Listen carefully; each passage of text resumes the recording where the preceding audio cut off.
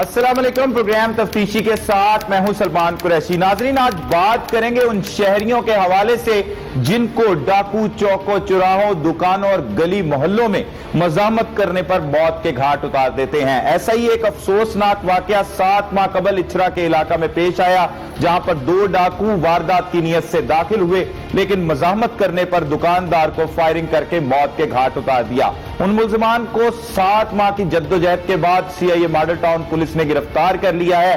سب سے پہلے رخ کرتے ہیں D S P C I A model town Hasnain Haider کی جانب اور انہی سے جانتے ہیں کہ یہ گرفتاری کس طرح سے عمل میں لائی گئی اور ان کی گرفتاری میں تاخیر کی وجوہات کیا بنی۔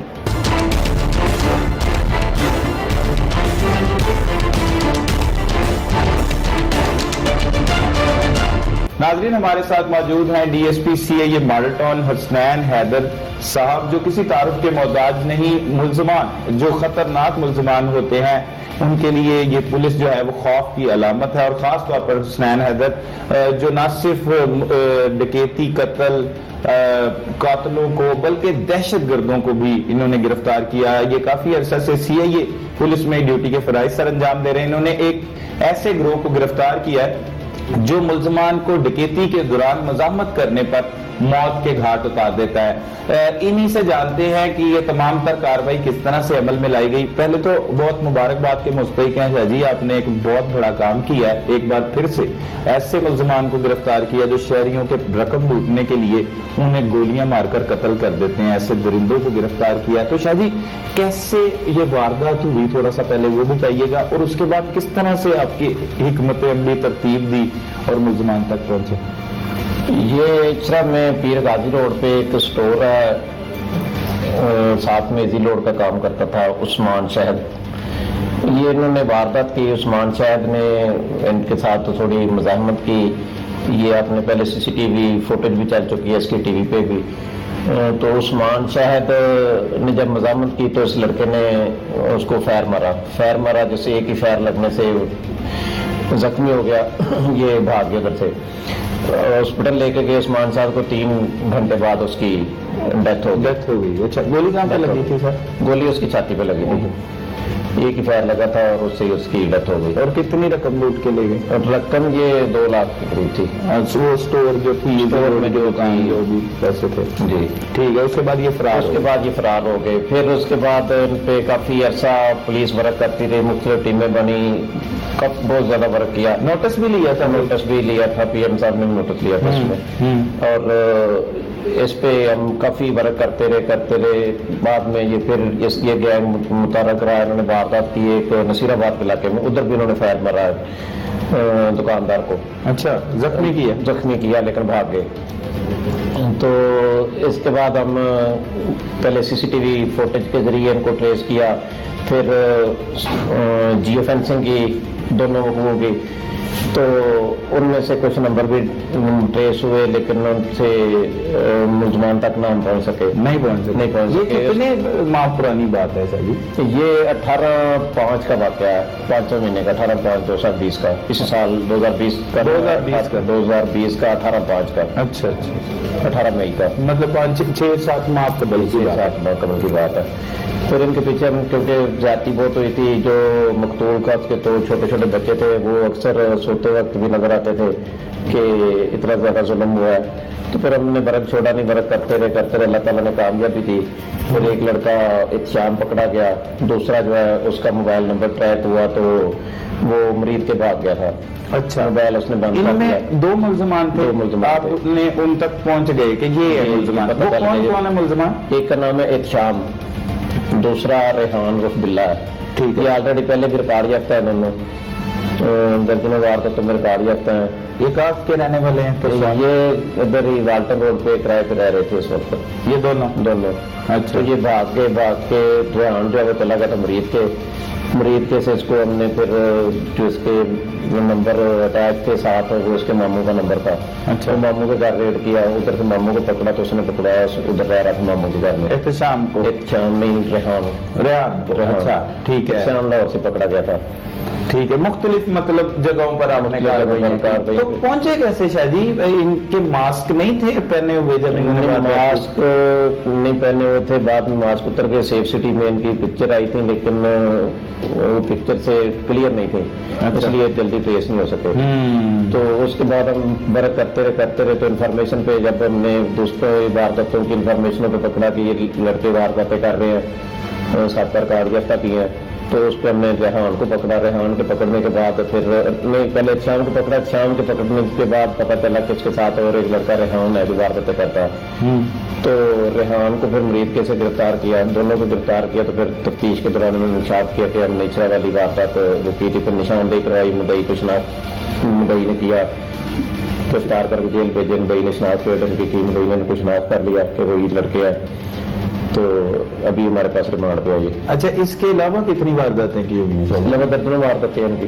اچھا, کہاں پہ کرتے تھے؟ شاپ رابریز کی, روڈ رابری کی, چھوٹی چھوٹی وارداتیں, اس طرح کی کافی وارداتیں. تو ریکارڈ یافتہ تھے پہلے بھی؟ جی پہلے بھی ریکارڈ یافتہ, اس قتل سے پہلے بھی. یہ قتل سے. تو اس سے مدد ملی آپ کو, اس سی آر او کے ریکارڈ؟ سی آر او کے ریکارڈ سے مدد ملی, اور سیف سٹی کے کیمروں سے مدد ملی. اس کے بعد انفارمیشن کلیکٹ کرتے رہے کہ اس میں وارداتیں اس علاقے میں کون کر رہے ہیں. تو پتہ چلا یہ 2 لڑکے ہیں جو پہلے بھی اس علاقے میں وارداتوں میں چلان ہو چکے ہیں سی آر او کے ریکارڈ سے. تو اس طرح یہ ٹریس ہو گئی. تو 2 رکنی گینگ ہے یہ 2 ہی تھے, 2 ہی, دونوں مل کے کرتے ہیں اس واردات میں. دونوں تو ویسے ان کے ساتھ اور بھی 2 لڑکے تھے, وہ بھی گرفتار ہو کے جیل جا چکے ہیں. ٹھیک ہے. تو ان کا پیچھے سے فیملی بیک گراؤنڈ کیا ہے, کس طرح یہ ڈکیتی کی واردات ہوئی؟ یہ مزدور ٹائپ کے ہیں دونوں, اور کوئی ان کا فیملی بیک گراؤنڈ اتنا کوئی نہیں ہے ایسا. دونوں گھر سے نکالے ہوئے ہیں. کہاں پہ گھر والے ان کے؟ ادھر والٹر روڈ پہ. اچھا, وہ یہیں پہ رہتے ہیں؟ یہ گرو منگل والی سائڈ پہ ایک گھر, ایک والٹر روڈ پہ ہے. تو دونوں گھروں سے باہر رہتے تھے, ادھر ایک کرائے پہ بیٹھ کے ادھر رہ رہے تھے والٹر میں. تو یہ کیا کرتے تھے وارداتیں کرنے کے بعد, لوٹ مار کرنے کے بعد اس پیسوں کا؟ بس اپنا گزارا کھا پی گئے اور ہمارا کرتی ہیں عیاشی کر لی, یہ کر لی, بس اتنا ہی تھا.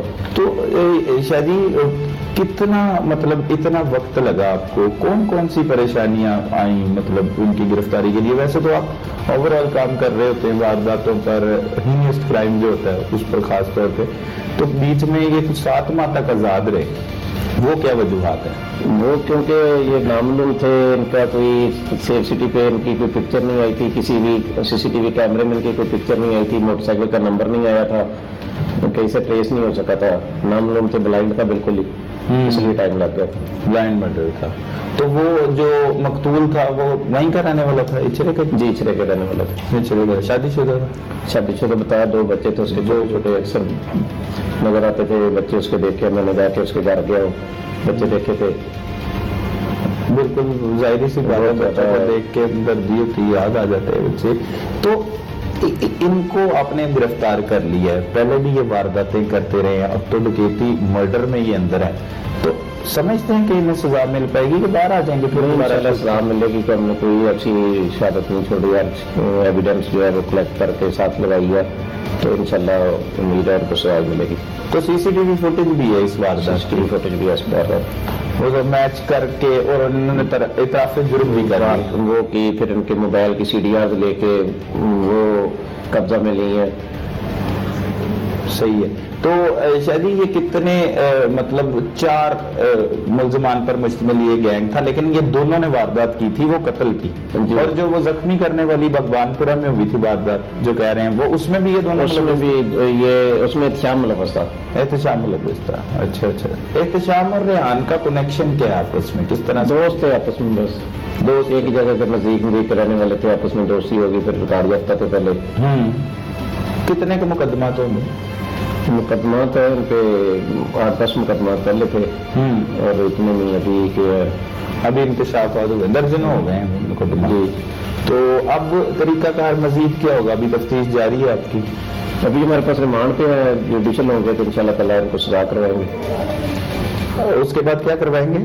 جوڈیشل چلے جائیں گے, پھر عدالت سے انشاءاللہ تعالیٰ چلان بھیج کے ان کو سزا کروائیں گے. تو صحیح, اکثر اوقات ملزمان جو ہے وہ تفتیشی کی لکھی ہوئی ضمنی کی وجہ سے ضمانت پر رہا بھی ہو جاتے ہیں. اس میں اکثر یہ ہوتا ہے کہ کئی مدعی شناخت پیڑ نہیں کرتے, جس وجہ سے ان کو ریلیف مل جاتا ہے. کئی مدعی جو ہے وہ شناخت پیڑ کرنے کے بعد بھی پیروی نہیں کرتے, اس وجہ سے ریلیف مل جاتا ہے.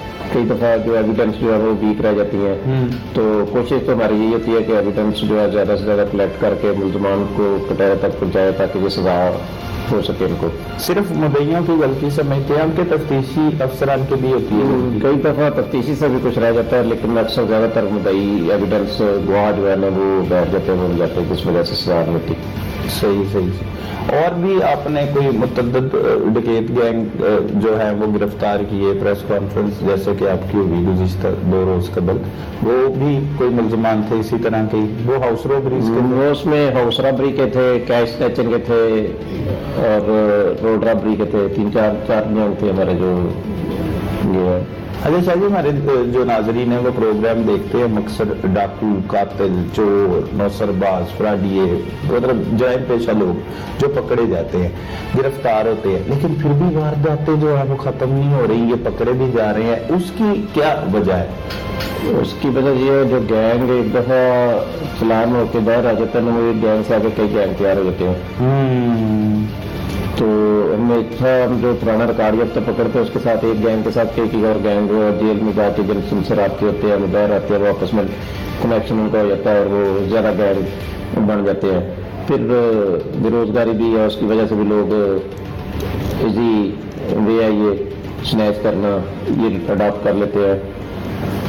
तो कैसे इसका खात्मा मुमकिन है? कैसे सुकून हो सकता है, अमन कैसे हो सकता है? आपने एक अरसा पुलिस में दिया, अभी अब DSP CA ये माल्टाउन के फ्राई सर अंजाम दे रहे हैं, ये लोगों की अवेयरनेस से हो सकता है। कैसे वो बताए ना? मोहल्लेदार जो है वो एक तो पुलिस को फौरी किसी को देखें जुर्म में मतलब तो फौरी पुलिस को इतला दे दें, या मोहल्लेदार उनको ब्रेन वॉशिंग करें, उनके घर वाले ब्रेन वॉशिंग करें, या मोहल्ले के मौज़ीन जो है उनकी ब्रेन वॉशिंग करें। ये हम सब का काम है, मुश्तरका, ये किसी एक का काम नहीं। एक बंदा कोई भी नहीं कर सकता, कोई एक फोर्स भी नहीं कर सकती जब तक हम मुश्तरका नहीं करेंगे। मुश्तरका करना पड़ेगा हमें, ये मतलब सबको अपना अपना किरदार अदा करना है। तो अब ये दोनों मुल्जमान को आप जुडिशियल करेंगे और हमारी उम्मीद है कि इन्हें आप कह रहे हैं कि सख्त से सख्त सजा दें इंशाल्लाह। एविडेंसेस में क्या क्या शामिल, मतलब ऐसी चीजें होती हैं जिससे इन्हें सख्त से सख्त सजा मिल सकती है? शनाख्त परेड होती है जी, और मौके के जो गवाह हैं वो पुलिस ऑफिसर जिसने फाइल तैयार की होती है उसकी गवाही, जो भी एविडेंस उसके अलावा कलेक्ट की जाए। मतलब आजकल जदीद टेक्नोलॉजी के में है, CDR है, CCTV के कैमरे की वीडियोस जा जाती हैं, CCTV की वीडियोस हैं। तो इंशाल्लाह ताला जितनी मिल सकते हैं सब कलेक्ट करके तो साथ लगाएंगे मिसल के चलान। और कोई मैसेज आवाम को, जैसे ये पहले दिया आप लोगों को देखने वालों को, कोई मैसेज देना चाहते हैं वो बताएं? आवाम अपना अपना, जब तक हमारी पूरी कौम अपना अपना किरदार रोल अदा नहीं करेगी तब तक ये वारदातें वगैरह इतनी जल्दी नहीं रोक सकती। आज हर किसी को अपना अपना रोल अदा करना होगा। मसलन अक्सर घरों के दरवाजे खुले रह जाते हैं, खुले दरवाजे देख के घर के अंदर दाखिल हो जाते हैं और वारदात हौसला भी ज्यादातर इस तरह होती है। मोहल्ले में CCTV कैमरे नहीं होते, चौकीदार नहीं होते। बहुत शुक्रिया, हमारे साथ मौजूद थे DSP CA माल्टाउन हुसनैन हैदर साहब। उनसे तफसीली तौर पर गुफ्तगू की और जाना कि किस तरह से उन्होंने डकैती मज़ामत पर शहरी को कत्ल करने वाले खतरनाक मुल्ज़मान को गिरफ्तार किया है।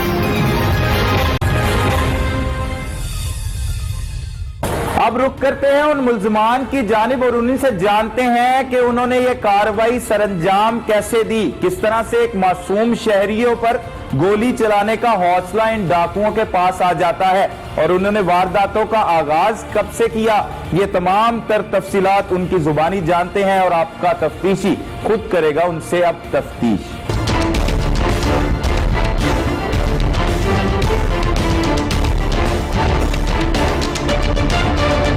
अच्छा कि एहतशाम वारदात दी प्लानिंग किस तरह हुई? पहली बारी दोस्तां दे नाल मूड किंज बनिया होया कि सी हालात की सी, थोड़ा जिहा कोई खुल के दस। सर हालात बिल्कुल ठीक सी। मतलब किहड़े घराने नाल तल्लक है तुहाडा? सैगल हो? नहीं सर। कौन हो? मतलब रोकड़ी केड़ी फैमिली है? बिजनेसमैन फैमिली है कोई? नहीं अच्छी। माड़े लोग हो? हाँ। गरीब हो? हाँ, इत्थों गल करो ना। फिर की होया? उस तो बाद की होया?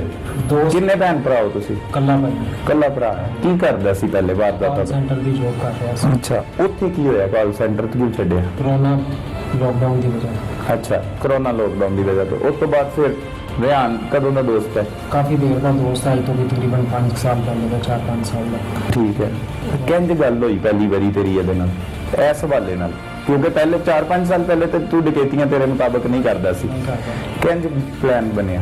मेरा एक दोस्त है दुबई चला गया, मेरा दोस्त ही मेरे थ्रू गैदरिंग हुई सी। ਉਹ ਕੌਣ ਸੀ? दोस्त उस्मान, ਉਸਮਾਨ? हाँ। ਅੱਛਾ, ਉਹਨੇ ਕੀ ਕਿਹਾ?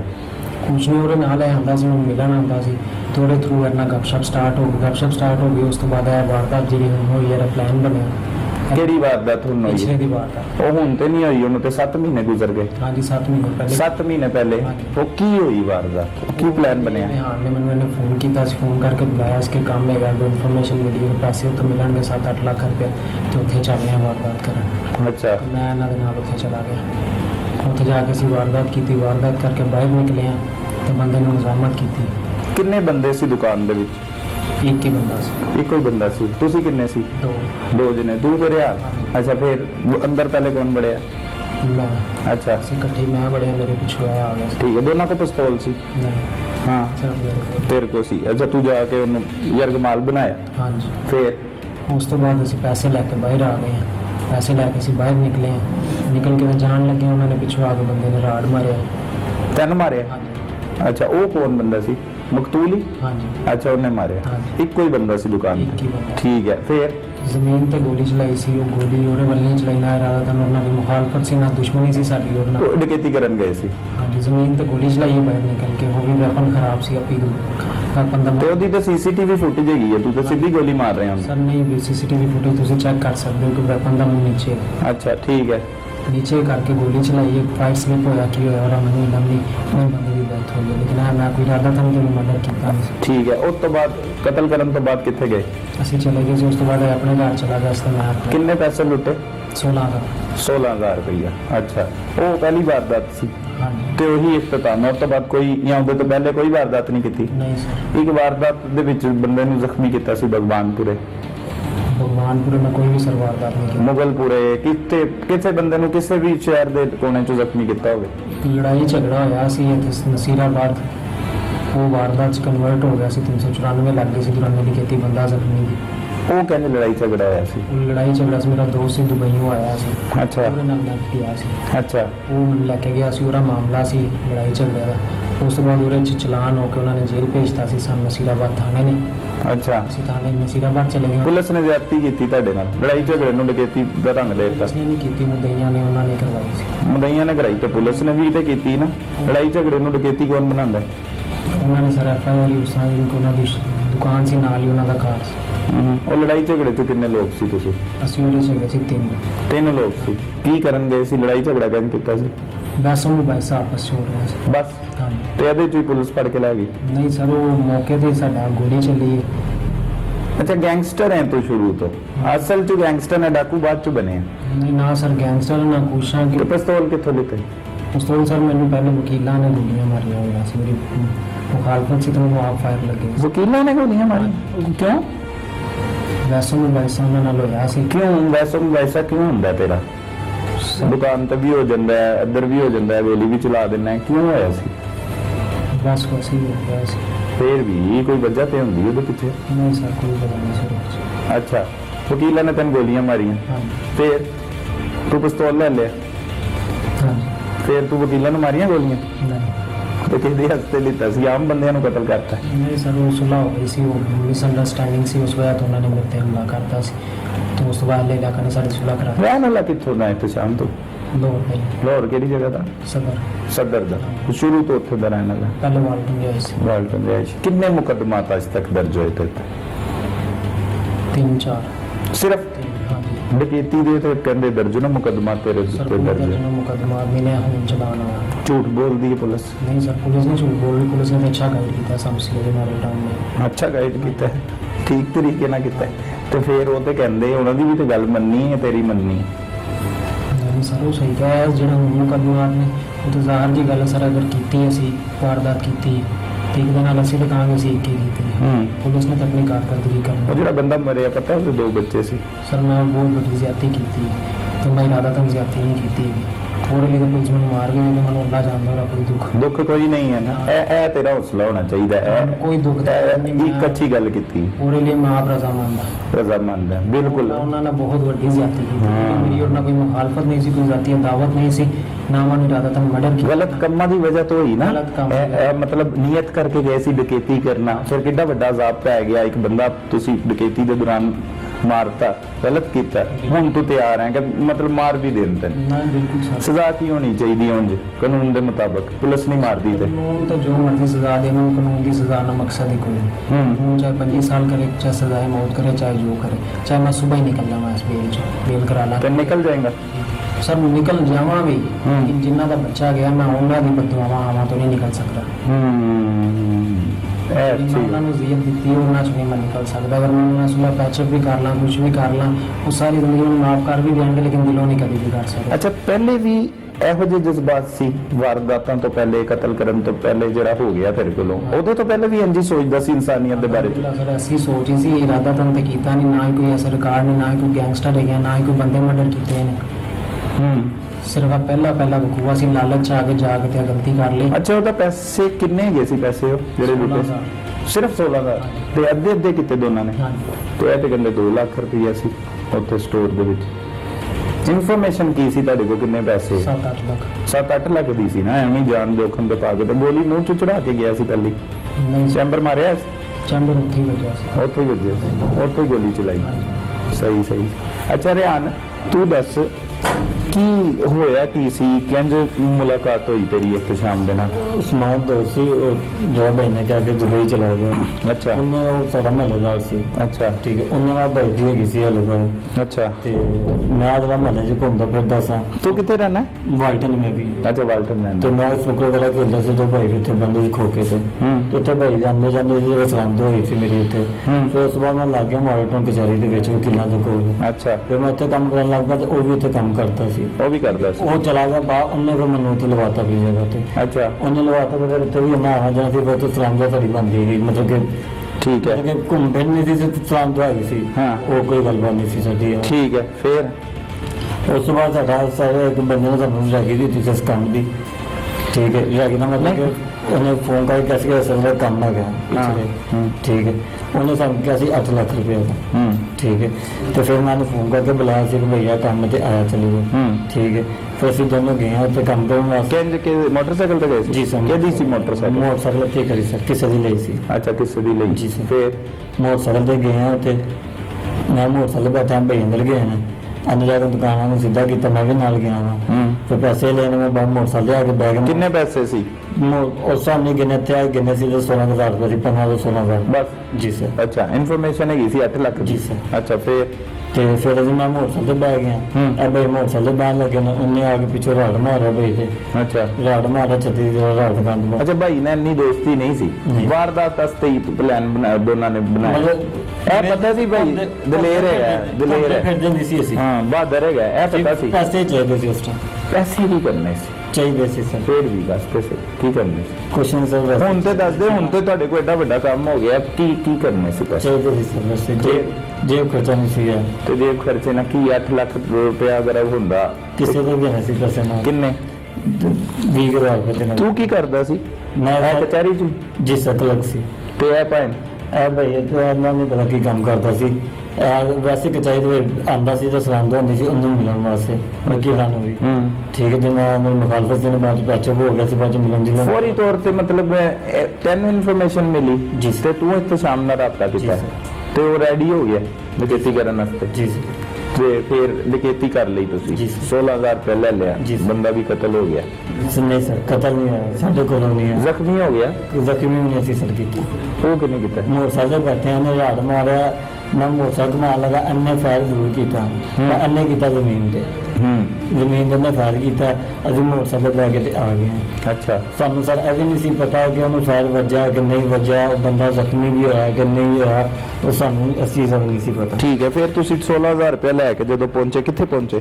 ਸਰ ਮਹੱਲੇ ਦੇ ਵਿੱਚ। ਅੱਛਾ, ਫਿਰ ਗਿਆ ਤੋਂ ਆਪਣੇ ਘਰ ਤੇ ਲਾ ਕੇ ਮੈਂ ਆਪਣੇ ਘਰ ਚਲਾ ਗਿਆ। ਅੱਧੇ ਕਿੱਥੇ? ਜੀ ਸਰ। 8,000? ਜੀ ਸਰ। ਠੀਕ ਹੈ, ਫਿਰ ਕੀ ਕੀਤਾ ਉਹ 60,000 ਦਾ? ਕੁਛ ਨਹੀਂ ਸਰ, ਉਹ ਖਾਧਾ ਪੀਤਾ ਗਿਆ। ਖਾਧਾ ਪੀਤਾ ਗਿਆ, ਇੰਜੋਏ ਕੀਤਾ? ਨਹੀਂ ਸਰ, ਇੰਜੋਏ ਨਹੀਂ ਕੀਤਾ। ਹਾਂ, ਮਤਲਬ ਜਿਸ ਤਰ੍ਹਾਂ ਦੇ ਪੈਸੇ ਤਾਂ ਉਸ ਕੰਮ 'ਚ ਜਾਣਾ ਸੀ। ਫਿਰ ਕੀ ਕਰਦੇ ਰਹੇ ਉਸ ਤੋਂ ਬਾਅਦ? ਕੁਛ ਨਹੀਂ ਸਰ, ਅਗਲੇ ਦਿਨ ਕੀ ਕੀਤਾ? ਸੋ ਗਏ ਰਾਤ? ਨਹੀਂ ਸਰ, ਨਹੀਂ ਕਿਉਂ ਨਹੀਂ ਆਈ? ਬਸ ਕੰਮ ਵਗੈਰਾ ਕਰ ਬੈਠੇ ਸਰ। ਨਹੀਂ, ਨੀਂਦ ਕਿਉਂ ਨਹੀਂ ਆਈ? ਉਹ ਕੰਮ ਉਸ ਦਾ ਕਰ ਬੈਠੇ ਉਹ ਤੁਹਾਨੂੰ ਤੇ ਐ ਨਹੀਂ ਪਤਾ ਸੀ ਕਿ ਬੰਦਾ ਮਰਿਆ? ਨਹੀਂ ਸਰ ਪਤਾ। ਤੇ ਫਿਰ ਕਿਉਂ ਨਹੀਂ ਨੀਂਦ ਆਈ? ਵੈਸੇ ਕਿ ਕੀ ਕੰਮ ਕਰਕੇ ਆਇਆ, ਕੰਮ ਕਰਨਾ ਚਾਹੀਦਾ ਕਿ ਨਹੀਂ ਸੀ ਕਰਨਾ ਚਾਹੀਦਾ, ਡਕੈਤੀ ਦੇ ਉੱਤੇ ਹੀ ਨੀਂਦ ਨਹੀਂ ਆਈ। ਅੱਛਾ, ਇਹ ਬੰਦੇ ਦਾ ਨਹੀਂ ਪਤਾ। ਨਹੀਂ ਸੀ ਪਤਾ। ਠੀਕ ਹੈ, ਫਿਰ ਅਗਲਾ ਦਿਨ ਆ ਗਿਆ, ਫਿਰ ਕੀ ਕਰਦੇ ਰਹੇ? ਫਿਰ ਸਰ ਉਸ ਤੋਂ ਬਾਅਦ ਮੈਂ ਆਪਣੀ ਡਿਊਟੀ ਤੇ ਜਾਣਾ ਸ਼ੁਰੂ ਹੋਈ ਕਲਰਕ ਆਪਣੇ ਵਕੀਲਾਂ ਦੇ। ਠੀਕ ਹੈ, ਮਿਲਦਾ ਰਿਹਾ ਇੱਥੇ ਸ਼ਾਮ ਨੂੰ? ਉਸ ਤੋਂ ਬਾਅਦ ਸਾਡੀ 3-4 ਵਾਰ ਮੁਲਾਕਾਤ ਹੋਈ ਸਰ। ਹੋਰ ਕੋਈ ਵਾਰਦਾਤ ਨਹੀਂ ਨਹੀਂ ਕੀਤੀ ਸਰ, ਉਹਦੇ ਤੋਂ ਪਹਿਲੇ? ਪਹਿਲੇ ਹੈ ਮੇਰਾ, ਪਹਿਲੇ ਹੈ ਯਾਨੀ ਕਿ ਨਹੀਂ ਹੈ, ਪਹਿਲੇ ਕੀਤੀਆਂ ਨੇ, ਲੇਕਿਨ ਹਾਲਾਤਾਂ ਉਹ ਵੀ ਨਹੀਂ ਮੈਂ ਕੀਤੀਆਂ। ਉਹ ਵੀ ਇੱਕ ਯਾਰ ਦੋਸਤ ਮੋਟਰਸਾਈਕਲ ਮੇਰੀ ਲੈ ਕੇ ਗਿਆ ਸੀ, ਉਹਨੇ ਕੀਤੀ ਸੀ, ਉਹ ਨਹੀਂ ਫੜਿਆਗਾ, ਉਹਨੇ ਮੈਨੂੰ ਫੜਵਾਤਾ, ਮੇਰੀ ਮੋਟਰਸਾਈਕਲ ਯੂਜ਼ ਹੋਈ ਸੀ। ਠੀਕ ਹੈ, ਤੇ ਸ਼ੁਰੂ ਤੋਂ ਉਹਨੇ ਲਾਹੌਰ? ਆਪ ਪੇਸ਼ ਹੋਇਆ ਜੀ ਸਰ। ਲਾਹੌਰ ਜੀ ਕਿੱਥੇ? ਜੰਪਦਸ਼ ਮੇਰੀ ਲੋੜ ਦੀ ਵਾਲਟਾ ਨਹੀਂ? ਜੀ ਸਰ। ਠੀਕ ਹੈ, ਤੇ ਘਰ ਕੀ ਵਾਲਦ ਬੁਲਦ ਹੈਗੇ? ਕੀ ਕਰਦੇ? ਕਾਲਜ ਵਾਲ ਸਾਨੂੰ 2 ਦਿਨ ਦੇ ਅਟੈਕ ਹੋਏ ਨੇ। ਅੱਛਾ, ਉਹ ਕਰਦੇ ਕੁਝ? ਕਰਦੇ ਸੀ? ਵੇਲੇ ਨੇ ਸਰ। ਤੇ ਭਰਾ ਕੋਈ ਭਰਾ ਹੈ ਸਰ। ਉਹ ਕਰਦਾ ਕੁਝ? ਕੰਮ ਤੂੰ ਵੀ ਕਰਦਾ ਸੀ ਕੰਮ? ਨਹੀਂ, ਉਹ ਕੰਮ ਆਪਣਾ ਮਿਹਨਤ ਕਰਦੇ ਸੀ ਸਰ। ਮਿਹਨਤ ਮਜ਼ਦੂਰੀ? ਮਿਹਨਤ ਤੇ ਕਰਦੇ ਤੂੰ ਵੀ ਮਿਹਨਤ ਮਜ਼ਦੂਰੀ ਕਰਦਾ ਸੀ? ਤੇ ਇੱਥੇ ਅਚਾਨਕ ਫਿਰ ਪੈਸੇ ਕਿਸ ਚੀਜ਼ ਵਾਸਤੇ ਚਾਹੀਦੇ ਸੀ? ਉਹ ਵੀ ਤਾਂ ਦੱਸ ਨਾ, ਕਿਉਂਕਿ ਤੁਹਾਨੂੰ ਲੋਕ ਵੇਖ ਰਹੇ ਆ, ਕਈ ਉਹ ਵਾਲੇ ਲੋਕ ਵੀ ਵੇਖ ਰਹੇ ਹੋਣੇ ਆ ਜਿਨ੍ਹਾਂ ਨੇ ਲੁੱਟਮਾਰ ਕਰਨੀ ਹੈ, ਸਮਝਦੇ? ਹੁਣ ਤੁਸੀਂ ਤੇ ਕਰ ਲਈ, ਉਹਦੇ ਵਿੱਚ ਫੜੇ ਵੀ ਗਏ, ਤੁਹਾਡੇ ਕੋਲ ਐਡਾ ਵੱਡਾ ਕੰਮ ਹੋ ਗਿਆ, ਕਤਲ ਵੀ ਹੋ ਗਿਆ, ਉਹ ਭਾਵੇਂ ਨਹੀਂ ਕੀਤਾ ਤੁਸੀਂ, ਇਰਾਦਤਨ ਹੋ ਗਿਆ।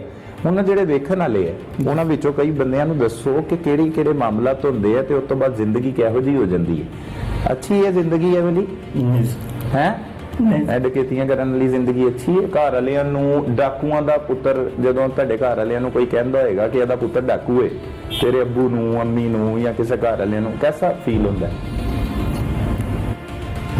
ਇਹ ਹੁਣ ਸਾਰੇ ਤੁਹਾਨੂੰ ਵੇਖਣਗੇ, ਉਂਝ ਵੀ ਵੇਖ ਰਹੀ ਹੈ ਆਵਾਮ, ਤੁਹਾਨੂੰ ਵੇਖਦੇ ਹੀ ਰਹਿਣਾ ਉਹਨਾਂ ਨੇ, ਹਰ ਜਗ੍ਹਾ ਤੇ ਤੁਹਾਡੀ ਫੋਟੋ ਆਣੀ। ਐਡਾ ਵੱਡਾ ਕੰਮ ਕੀਤਾ ਤੁਸੀਂ, ਕੀ ਕਰਨਾ ਚਾਹੀਦਾ ਉਹਨਾਂ ਨੂੰ ਤੇ ਦੱਸ। ਗਲਤੀ ਹੋ ਸਰ, ਮਾਫੀ ਮੰਗਣਾ ਚਾਹੁੰਦਾ ਸੀ, ਉਹਨਾਂ ਦੇ ਕੋਲ ਵੀ ਜਿੰਨਾ ਹਥਿਆਤੀ ਹੋਈ ਤੇ ਅੱਲਾ ਮਾਫ ਕਰ ਸਕਦਾ ਜਾਂ ਉਹ ਮਾਫ ਕਰ ਸਕਦੇ, ਅਸੀਂ ਤੇ ਸਿਰਫ ਤੁਹਾਨੂੰ ਦੱਸ ਸਕਦੇ। ਪਹਿਲੇ ਕਿਹੜੀ ਰਿਆਨ ਕਰਦਾ ਰਿਹਾ, ਮਤਲਬ ਹਰਕਤਾਂ ਪਹਿਲੇ ਕਿਹੜੇ ਮੁਕੱਦਮਾਤ ਸੀ? ਪਹਿਲੇ ਸਰ ਕੋਈ ਨਹੀਂ ਸੀ, ਕੁਝ ਬੰਦਾ ਸੀ, ਦੋਸਤ ਮੋਟਰਸਾਈਕਲ ਲੈ ਕੇ ਗਿਆ ਸੀ। ਅੱਛਾ, ਠੀਕ ਹੈ, ਉਹਨੇ ਮੇਰੀ ਮੋਟਰਸਾਈਕਲ ਯੂਜ਼ ਕੀਤੀ ਸੀ। ਮੈਂ ਪਲਸ ਦਾ ਘਰ ਰੇਟ ਮੈਂ ਉਹਦੇ ਨਿਗਰਾਨੀ ਪੜਾ ਗਿਆ, ਪਲਸ ਮੈਨੂੰ ਚਲਾਨ ਕਰਤਾ। ਨਤੀਜਾ ਮੈਂ ਘਟਾਣੇ ਕਿਹਾ ਵੀ ਸੀ ਕਿ ਬੱਚਾ ਨਹੀਂ ਹੈਗਾ।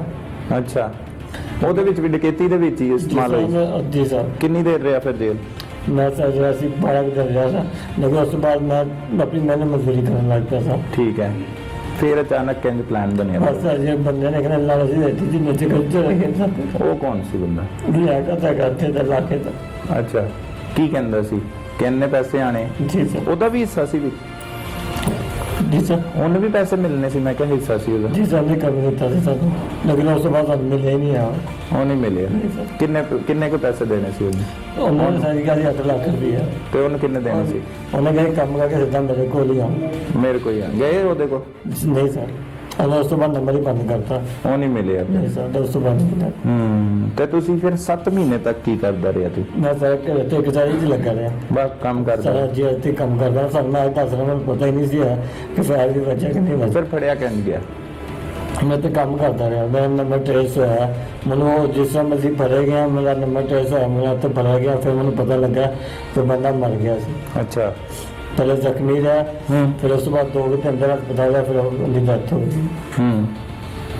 ਤੇ ਅਗਰ ਕੋਈ ਮਤਲਬ ਤੁਹਾਡੇ ਘਰ ਵਾਲਿਆਂ ਦੇ ਵਿੱਚੋਂ ਇੰਦੀ ਕਿਸੇ ਸਟੋਰ ਤੇ ਮੁਲਾਜ਼ਮਤ ਕਰਦਾ ਹੋਵੇ, ਉਹਦੇ ਨਾਲ ਇੰਜ ਦਾ ਵਾਕਿਆ ਹੋ ਜਾਏ, ਕੀ ਬੀਤੇਗਾ ਤੁਹਾਡੇ ਤੇ?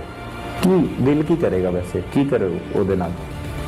ਕੋਈ 2 ਮੁੰਡੇ ਆਣ ਇੰਜ ਦੀ ਹਰਕਤ ਕਰਕੇ ਚਲੇ ਜਾਣ, ਉਹ ਕਹਿਣ ਭਾਵੇਂ ਕਹਿੰਦੇ ਰਹਿਣ ਕਿ ਅਸੀਂ ਪੈਰ ਥੱਲੇ ਮਾਰਿਆ ਸੀ, ਉਹਨੂੰ ਵੱਜ ਗਿਆ, ਅਸੀਂ ਤੇ ਲੁੱਟਣ ਆਏ ਸੀ, ਪੈਸੇ ਲੈਣ ਆਏ ਸੀ, ਕੀ ਦਿਲ ਕਰੇਗਾ?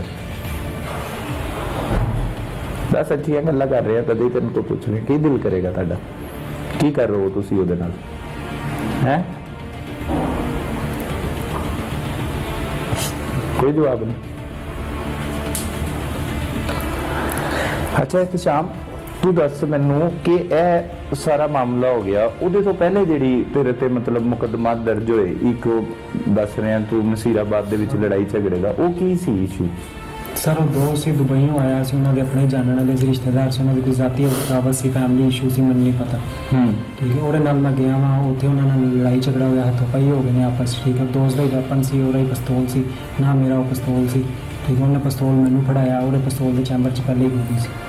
ਠੀਕ ਹੈ, ਤੇ ਉਹ ਗੋਲੀ ਚੱਲੀ, ਉੱਥੇ ਨਾ ਕੋਈ ਬੰਦਾ ਜ਼ਖਮੀ ਹੋਇਆ ਨਾ ਕੁਛ ਹੋਇਆ। ਅੱਛਾ, ਸਿਰਫ ਗੋਲੀ ਚੱਲੀ ਸੀ। ਗੋਲੀ ਚੱਲੀ। ਠੀਕ ਹੈ, ਉਹਦੇ ਵਿੱਚ ਤੂੰ ਜੇਲ੍ਹ ਗਿਆ, ਹਾਂਜੀ। ਕਿੰਨੀ ਦੇਰ ਰਿਹਾ ਜੇਲ੍ਹ? ਮੈਂ ਜੇਲ੍ਹ 'ਚ ਸੀ ਜਦੋਂ ਮੈਨੂੰ ਆਦਮ ਸਾਹਿਬ ਮਲਕ ਆਦਮ ਸਾਹਿਬ ਲੈ ਕੇ ਆਏ ਨੇ।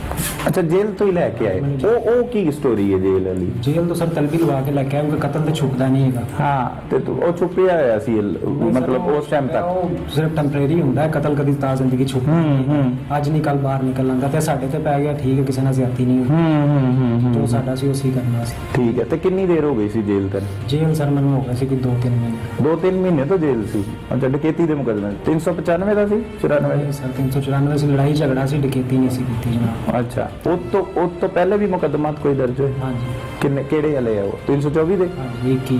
ਇੱਕੋ ਹੀ ਹੈ। ਉਹ ਇਲਾਕੇ ਤੋਂ ਫੈਰ ਮਾਰਿਆ ਸੀ ਕਿਸੇ ਨੇ? ਸਹੀ ਹੈ, ਤੇ ਉੱਥੇ ਤੇ ਨਾਮ ਤੇਰਾ ਚੱਲਦਾ ਹੋਣਾ ਪੂਰਾ? ਨਹੀਂ ਸਰ, ਮੇਰਾ ਕਿਤੇ ਵੀ ਨਾਂ ਨਹੀਂ ਚੱਲਦਾ। ਇਨਸਾਨ ਦੀ ਔਕਾਤ ਹੁੰਦੀ ਕੋਈ ਨਹੀਂ, ਇਨਸਾਨ ਦੀ ਇਹ ਸੋਚ ਹੀ ਹੁੰਦੀ ਕਿ ਉਹਦਾ ਨਾਂ ਕਿਤੇ ਚੱਲੇਗਾ, ਚੱਲ ਕਿਤੇ ਵੀ ਨਹੀਂ ਸਕਦਾ ਉਹਨਾਂ ਨੂੰ। ਨਹੀਂ ਚੱਲ ਸਕਦਾ ਨਾ। ਇਹ ਸਾਰੇ ਜਿਹੜੇ ਵੇਖ ਰਹੇ ਆ, ਜਿਹੜੇ ਲੋਕ ਸੋਚਦੇ ਆ ਕਿ ਦਿਨ ਬਦਲ ਜਾਣਗੇ, ਨਹੀਂ ਸਰ, ਡਕੈਤੀ ਕਰਾਂਗੇ। ਸਰ ਕੁਝ ਵੀ ਨਹੀਂ ਬਦਲਦਾ, ਹਰਾਮ ਦਾ ਪੈਸਾ ਜਿਸ ਸਪੀਡ ਨਾਲ ਆਣਾ ਉਸੇ ਸਪੀਡ ਨਾਲ ਜਾਣਾ। ਜਿਹੜੇ ਲੋਕ ਸੋਚਦੇ ਨੇ ਕਿ ਵਾਰਦਾਤ ਕਰਕੇ ਇਸ ਤਰ੍ਹਾਂ ਕਰ ਲਾਂਗੇ, ਕੁਝ ਬਣਾ ਲਾਂਗੇ, ਕੋਈ ਕੁਝ ਨਹੀਂ ਬਣਾ ਸਕਦਾ। ਜਿਹੜਾ ਹਰਾਮ ਕਮਾ ਰਿਹਾ, ਹਰਾਮ ਖਾ ਰਿਹਾ, ਉਹ ਵੀ ਕੁਝ ਨਹੀਂ ਬਣਾ ਸਕਦਾ। ਉਹ ਬੇਸਿਕਲੀ ਆਪਣੀ ਆਖਰਤ ਵੀ ਗੰਦੀ ਕਰ ਰਿਹਾ, ਦੁਨੀਆ ਵੀ ਗੰਦੀ ਕਰ ਰਿਹਾ, ਆਪਣੀ ਔਲਾਦ ਗੰਦੀ ਕਰ ਰਿਹਾ। ਜਿਹੜਾ ਹਰਾਮ ਕਮਾ ਕੇ 1 ਰੁਪਈਏ ਦਾ ਲੁਕਮਾ ਵੀ ਆਪਣੀ ਔਲਾਦ ਨੂੰ ਖਵਾ ਰਿਹਾ, ਆਪਣੀ ਔਲਾਦ ਨੂੰ ਵੀ ਗੰਦਾ ਕਰ ਰਿਹਾ। ਹੁਣ ਅਗਰ ਜ਼ਿੰਦਗੀ ਮੌਕਾ ਦਿੰਦੀ ਹੈ ਤੁਹਾਨੂੰ ਦੋਨਾਂ ਨੂੰ, ਜੀ। ਤੇ ਕਿਸ ਤਰ੍ਹਾਂ ਜ਼ਿੰਦਗੀ ਸਰ ਗੁਜ਼ਾਰੋਗੇ? ਮੈਂ ਤਾਂ ਇਨਸ਼ਾਅੱਲਾ ਜਿਸ ਤਰ੍ਹਾਂ ਦੀ ਸੋਚੀ, ਮੈਂ ਬੜੀ ਅੱਛੀ ਸੋਚੀ ਹੈ।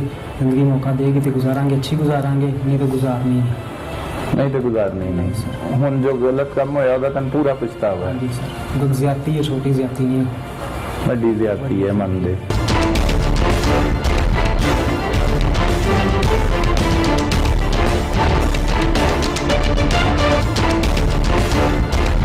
नाज़रीन, बुराई का अंजाम बुरा और कत्ल छुपाए से नहीं छुपता। तमाम तर तफसीलात आपने जान ली कि किस तरह से मुल्ज़मान ने पैसों की लालच और हवस की खातिर एक मासूम इंसान का कत्ल कर दिया, और उस कत्ल की वारदात के बाद अब वो पुलिस की गिरफ्त में है और अपने किए पर शर्मिंदा भी हैं। लेकिन वो शर्मिंदगी कहां की जो बाद में याद आए। ऐसे लोगों को आइडियल समझने वाले और ऐशो इशरत की जिंदगी गुजारने वाले गरीब नौजवानों को ये मेरा मशवरा है कि वो ऐसी राह पर हरगिज ना चलें। इनका अंजाम जैसे एहतशाम और रेहान का हुआ ऐसा ही होगा। और अपने पाकिस्तान का नाम बुलंद करने के लिए मेहनत करें, जद्दोजहद करें, ताकि हमारा पाकिस्तान और हमारे घर वालों का नाम भी हमारी वजह से रोशन हो सके। अपने इर्द गिर्द होने वाले जुर्म को फौरी 15 पर रिपोर्ट कीजिए। अपने मेजबान सलमान कुरैशी को इजाजत दीजिए। अल्लाह ने के बाद।